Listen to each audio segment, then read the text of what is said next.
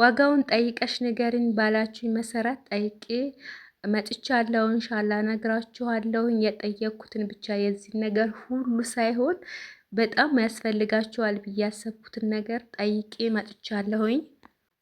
አሰላሙ አሌይኩም ወራህመቱላሂ ወበረካቱ። ውዶቼ እንዴት ናችሁ? ደህና ናችሁ ወይ? እኔ ደህና ነኝ አልሐምዱሊላህ። ሁላችንም ሰላም ብያለሁ። ለእኔ ቤት አዲስ የሆናችሁ ሰዎች ሰብስክራይብ አድርጉኝ እና ቪዲዮን በላይክ ጀምሩልኝ። ኢትዮጵያ ላይ እንደዚህ ሱፐር ማርኬት የሌለ የሚመስላችሁ ሰዎች እና በየከተማው በየቦታው አለና ግን ሱፐር ማርኬት ሲሆን ትንሽ ውድ ይሆናል። ለምን እንደሆነ አላውቅም። ብቻ ግን ጥራት ያለው እቃ ነው የያዙት። የውጭ እቃ ነው። በጣም ጥራት ያላቸው እቃዎች ነው። ባለፈው በለቀኩት ቪዲዮ ረመዳን አስቤዛ ማዘዝ የምትፈልጉ ሰዎች ብዬ ለቅ ነበረ።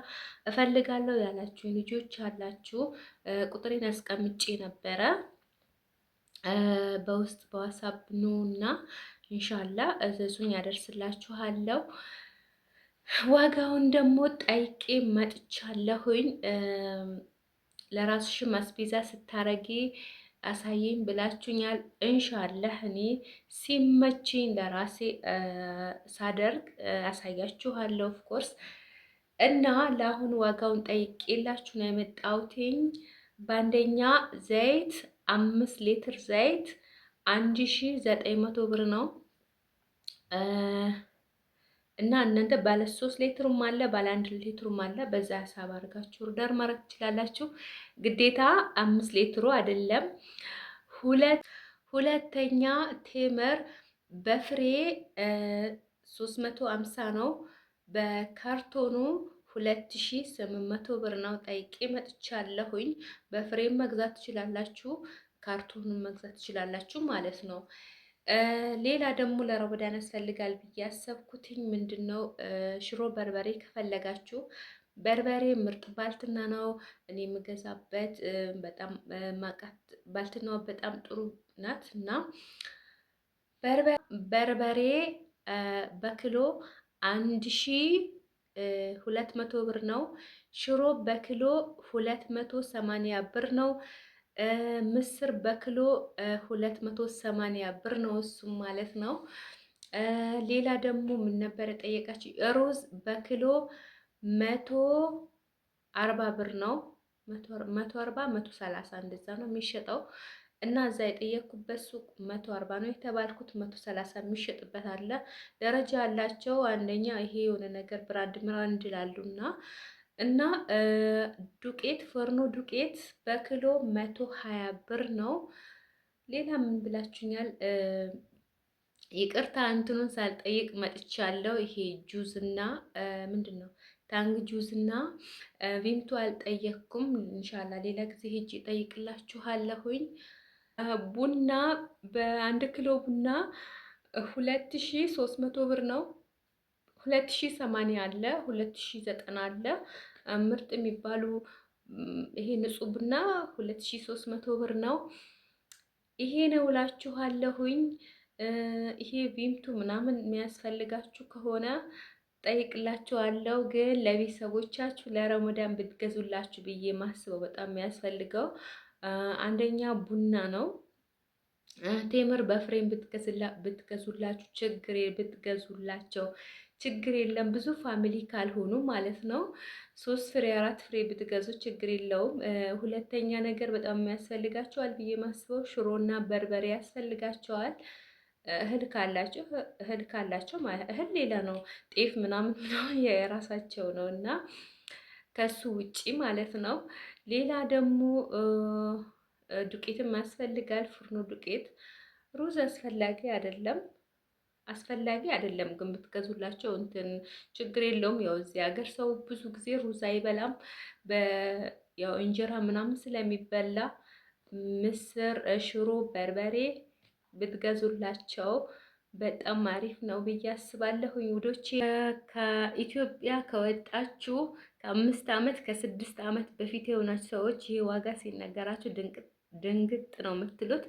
እኔ ራሴ አሁን ምንም ያልገዛሁት ነገር ሄጂ ስጠየቅ እቃም ይሁን ምንም ነገር ድንግጥ እላለሁ እና ከዛ ወዲያውን ከውጭ ካልኩሌት ታደርጋለሁ። የውጭ አሁን ልብሶችንም ስታዩ ምናምን አለ አይደል?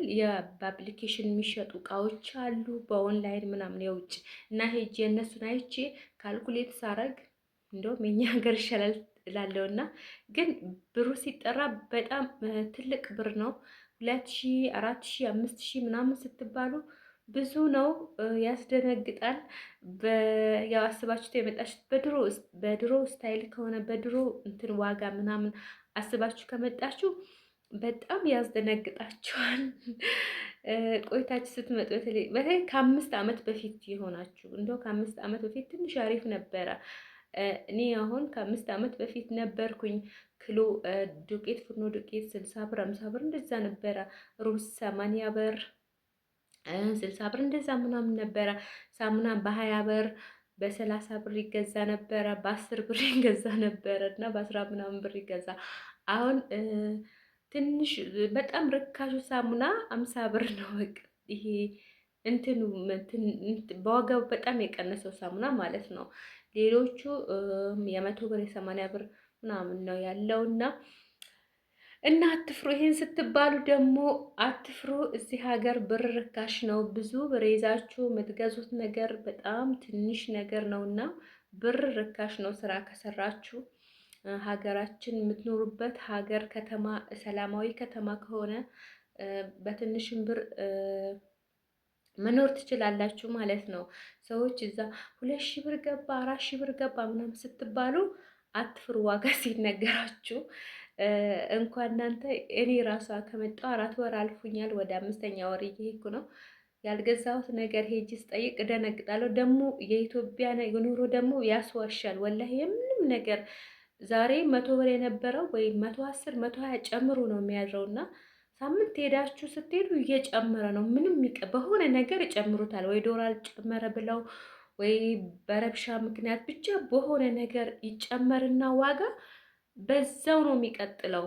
አይረጋጋም። መቼም የኢትዮጵያ ኑሮ ተረጋግቶ አያውቅም። ወላሂ ምናልባት የእህል ገበያ ይሄ አስቤዛ ሽንኩርት ምናምን አለ የአትክልት ገበያ ላይ ይሄ ሱቅ ነገር ሳይሆን ገበያ ላይ የሚሸጡ ሽንኩርት፣ ጎመን፣ ድንች ምናምን እሱ አሁን የሆነ ጊዜ ላይ በጣም ሽንኩርት ይረክሳል፣ የሆነ ጊዜ ውድ ይሆናል። ያው ገበሬ ሲያገባ ይረክሳል። ገበሬ ሲል ደግሞ ነጋዴዎች ያስወዱታል ማለት ነው።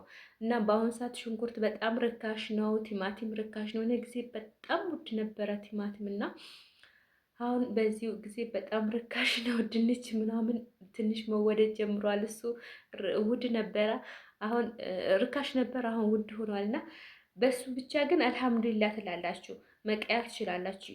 የረከሰውን ትንሽ የቀነሰውን መግዛት ትችላላችሁ። የተወደደውን ደግሞ እስኪረጋጋ ድረስ እንደዛ አድርጋችሁ መኖር ትችላላችሁ ማለት ነው።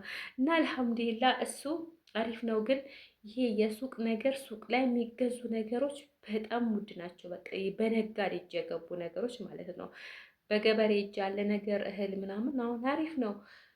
ከዚህ በኋላ ሲወደድ ከሄደ እንጂ ጤፍም አሪፍ ነበረ፣ ስንዴም በቆሎም አሪፍ ነበረ እና ከዚህ በኋላ ሲወደድ ይሄዳል ብዬ አስባለሁ። ምክንያቱም ገበሬ ጨርሶ ሽጧል፣ ለነጋዴ ያስረክበዋል ማለት ነው።